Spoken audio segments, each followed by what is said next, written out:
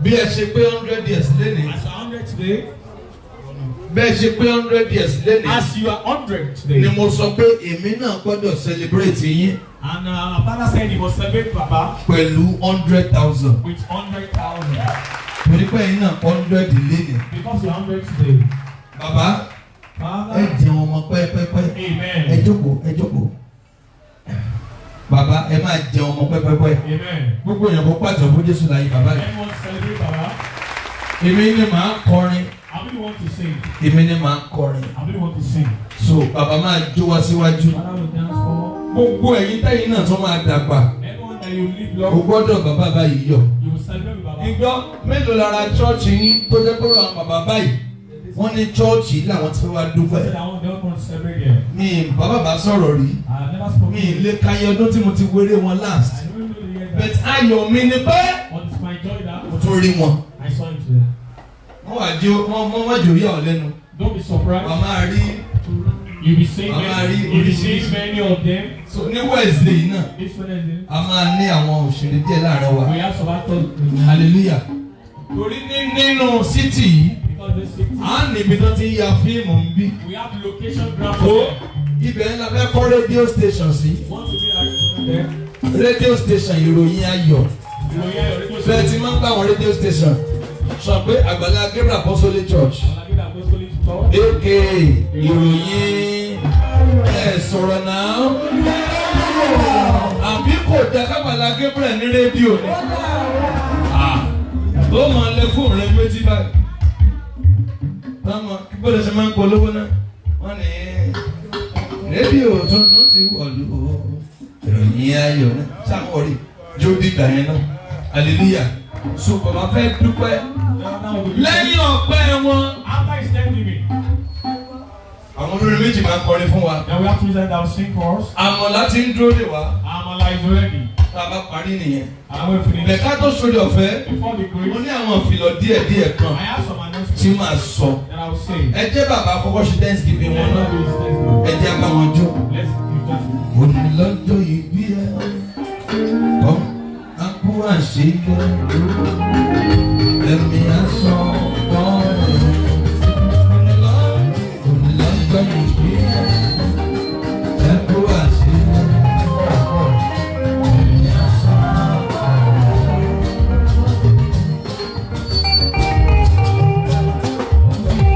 Ẹ jẹ́ bàbá olóòtú látẹ̀yìn. Ẹ jẹ́ àlọ́jọ́ bàbá ti kúnlẹ̀. Òní lọ́jọ́ ìbí ẹ. Olumo, everywhere I see you. Òní lọ́jọ́ ìbí ẹ.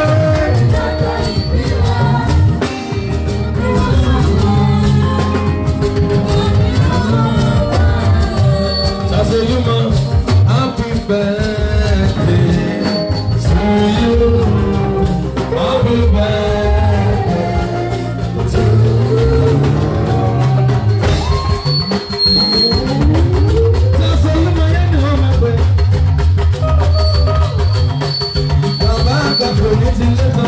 Olumo, abali baba ń jẹ, ẹni abala ni baba, abala dàbò nínú mẹ́rin ẹni rẹ̀. Bàbá ti pápá wọn já lónìí, ẹgbẹ́ mẹ́jọ ẹ̀ bá wa yọ. Bàbá Charles Olumo, èmo máa ròde, bàbá ti mójú lẹ́sẹ̀, happy birthday to you, happy birthday.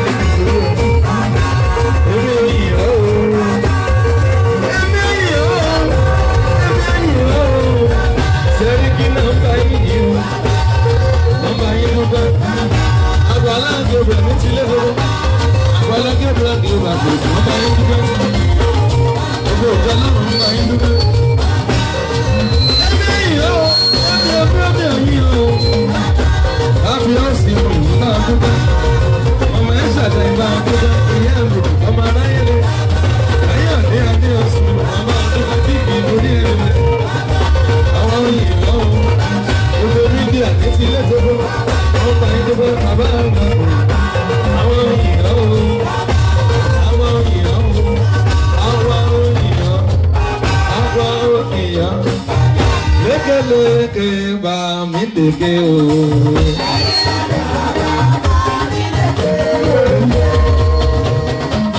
Ẹ̀yin tá a bá bàbá jó tí ẹ fẹ́ bá wọn jó ẹ máa bọ̀ wájú lékeleke lékeleke lékeleke bá mi léke o.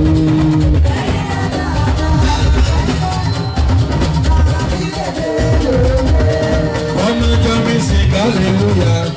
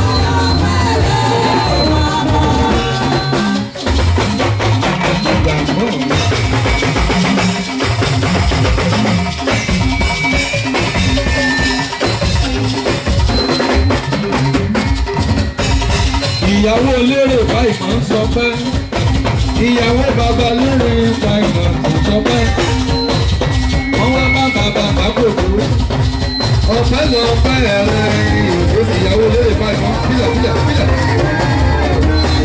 Àyẹ̀ ìmáyẹ ẹyẹ mi ṣe bí ẹni kò gbà fún wọn.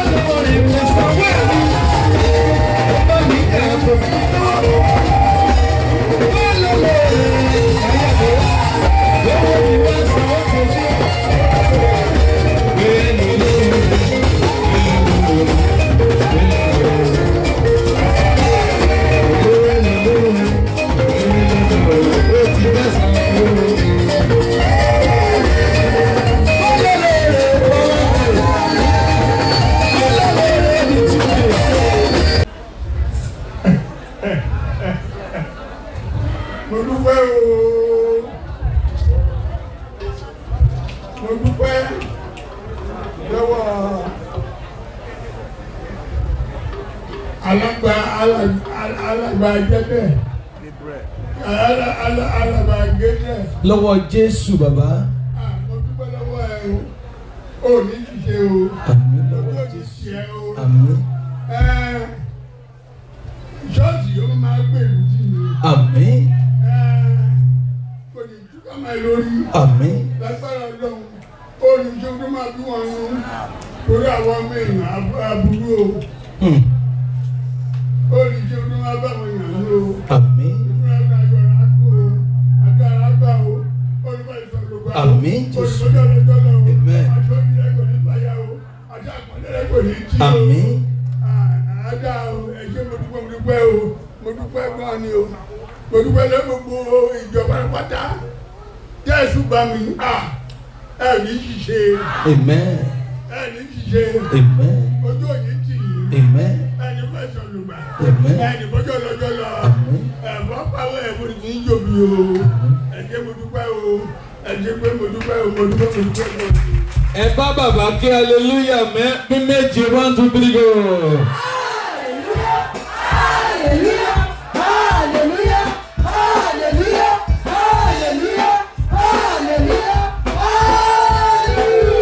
Kọrin fún wọn ó yá o. Happy birthday to you.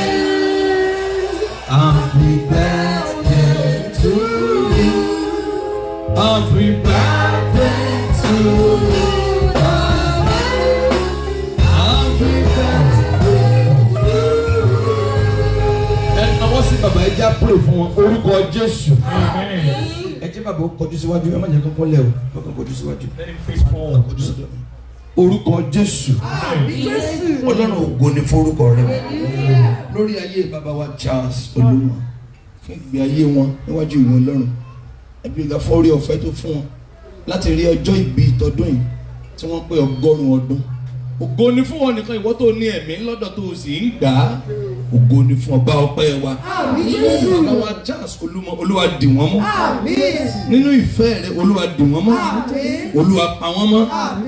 Bí wọ́n ti lo ọjọ́ ayé wọn lọ tí wọ́n súnmọ́ ọjọ́ tí ìwọ Ọlọ́run ó pè wọ́n sọ́dọ̀ Olúwa nínú ààbò àlàáfíà ọrọ̀ àlàáfíà Olúwa dì wọ́n mọ́. Nínú ààbò ọrọ̀ àlàáfíà ọlá Olúwa dì wọ́n mọ́. Ojú bàbá ìkómọ́ra rè ohunkóhun tó dàbí àìsàn ohunkóhun tó dàbí àìsàn kò ní àìsàn àgbà ohunkóhun tó dàbí àìsàn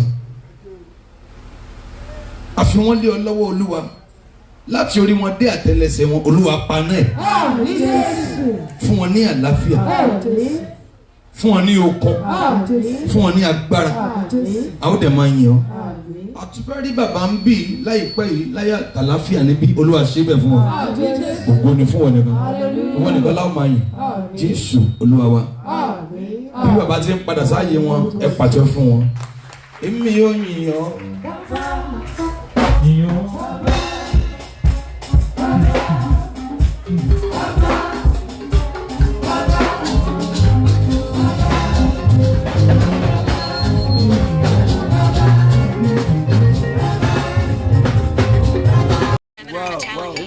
My biological father left, we are still together. Even I built my house near to his house. Ọjọ́ wo lọ́jọ́ bí bàbá? Bàbá pé 100 years ní last. Súnmọ́ bí bàbá pé 100 years. 100 years lọ́jọ́ wo? Ní last 2 weeks. Ní last 2 weeks. Bàbá wa ṣe Thanksgiving ẹ̀ dìde sá. Bàbá wa ṣe Thanksgiving ní ọ̀dọ̀ Agbala Gabriel. Bàbá wa ṣe Thanksgiving ní church wa Agbala Gabriel.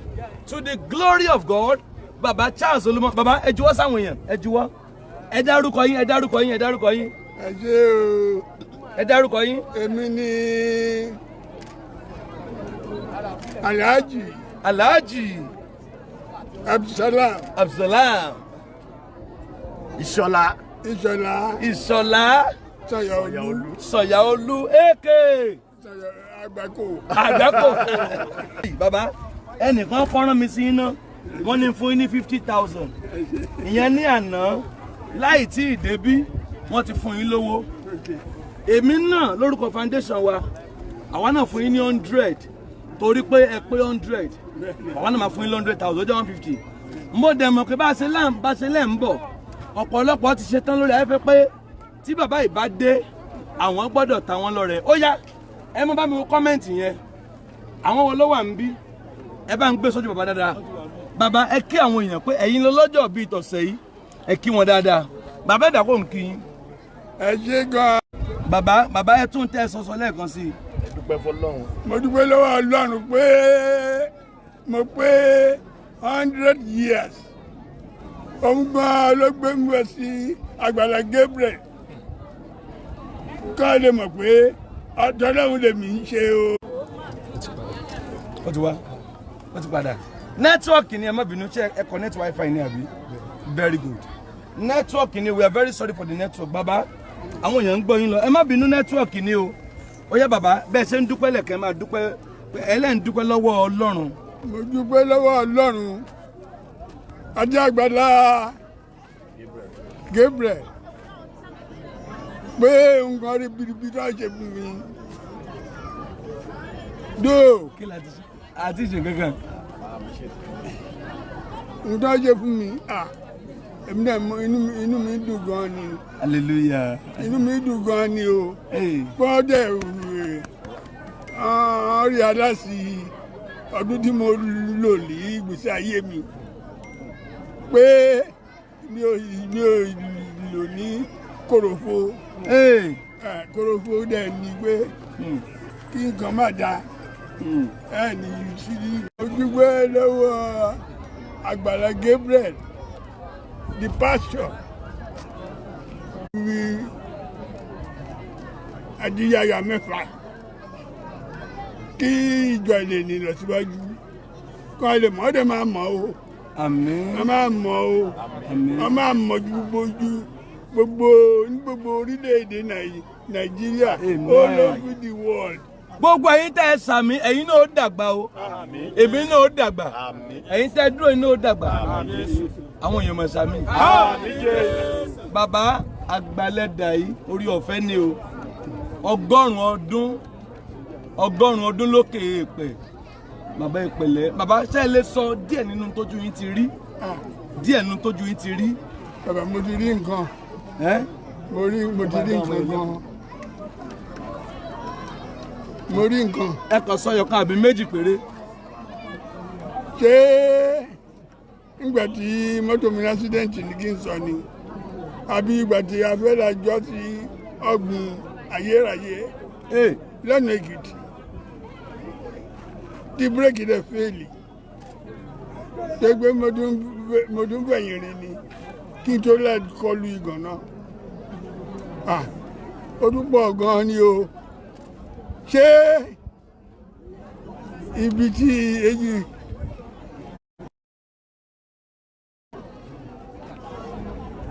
à ń wá ẹ̀pà mo látọ̀ ọ̀bọ̀ ìwò ejò rẹ̀ ó dẹ̀ sàn mí mo lọ́gùn pé ejò ni àdìsí má sọ̀rọ̀ mo dẹ̀ dàkẹ́. dìmú bẹ́ẹ̀ yẹn máa dé máa wo fóònù fún ẹ̀yin tí ẹ fẹ́ celebrate bàbá wà ń bí Agbala Gabriel bàbá bàbá ti dé láti àárọ̀ ó tó ṣẹ́ láti bí aago 9 kó aago 10 ni bàbá ti dé bàbá ti wà ń bí látàárọ̀ bàbá dẹ̀ farabalẹ̀ nínú ìsìn tá a fi parí mo rí kinní kan lára bàbá mo rí ayọ̀ mo dẹ̀ rí ìfẹ́ lára wọn wọ́n ń jó níwájú Ọlọ́run inú wọn dùn gan pé àwọn wá ṣe ọjọ́ àwọn wá ṣe ọpẹ́ Thanksgiving ọjọ́ bí wọn ní Agbala Gabriel adúpẹ́ lọ́wọ́ Ọlọ́run ògo ni fún Kristi lókè ọ̀run àná lẹ́nìkan rán mi sí making fún 50,000 èmi personally nínú foundation wa àwọn náà fún yín lọ́dọ̀ ẹ̀yin tí ẹ fẹ́ celebrate bàbá ó yá ẹ máa pè wọlé kẹ́ celebrate wọn ẹ gbóhùn bàbá fóònù yẹn dà ẹ mú fóònù yẹn wá 07054900751 ẹ̀yin tí ẹ fẹ́ gbóhùn wọn tẹ́ fẹ́ kí wọn fún ọjọ́ birthday wọn ẹ máa pè wọlé 07054900751 máa lé yín dànù kó ń bẹ yẹn o ṣe bẹ́ẹ̀ mo kàn ṣe nǹkan bí báyìí.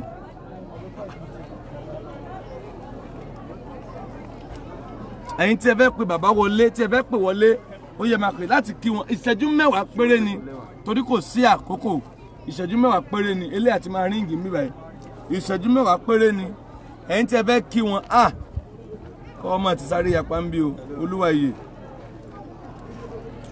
ẹ̀yin tí ẹ fẹ́ kí wọn fún ọjọ́ ìbí pé bàbá ẹ kú ọjọ́ ìbí o happy birthday to you say congratulations to you happy birthday to you bàbá I celebrate yín I celebrate inú mi dùn pé àwa tún lórí ọ̀fẹ́ àti fojú kàn yín lẹ́yìn ọ̀pọ̀lọpọ̀ ọdún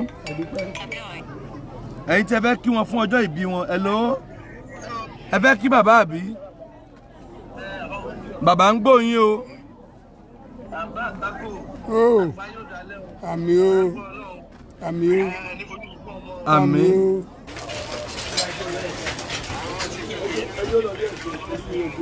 Oto ẹ ṣé dádì.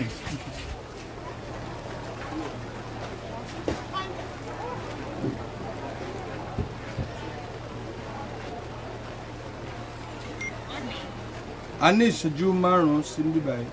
Hello. Ẹ̀yin tẹ́ fẹ́ fún bàbá ní gift tó wù yín pé bàbá lẹ rí yìí o tí ẹ fẹ́ fún wọn ní gift ni kí ẹ máa pè báyìí.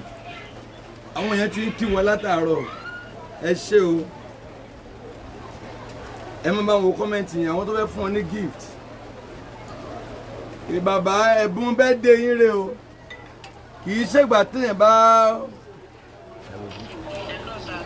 rétò lẹ́wà.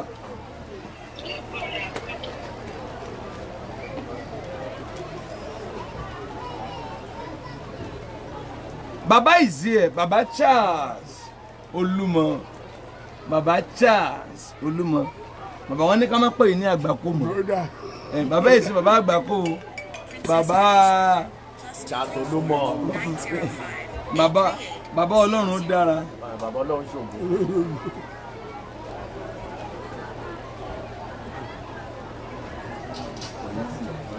Hello.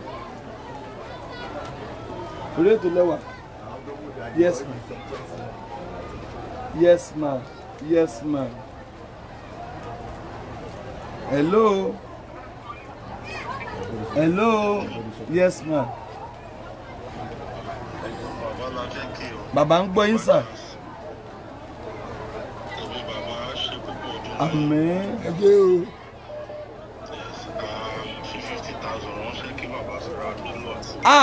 Ẹni tó kọ́ síde lẹ́ni wọ́n fún bàbá ní 50,000 naira. Ẹ bá ń pàtó fún Jésù. God bless you. Ẹ ṣé o. Thank you daddy, we love you. Wọ́n fún bàbá ní 50,000. Bàbá ní 50. God bless you sir. Ẹnìkan dẹ̀ fún ọ ní wàsó lánàá.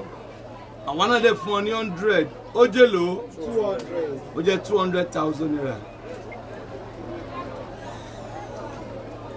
Owó wọ́n ṣe Thanksgiving ọjọ́ ìbí ni kán máa kóyìn lọlé ó jẹ́ lò 260,000 báwọn kọ́ yẹn pàápàá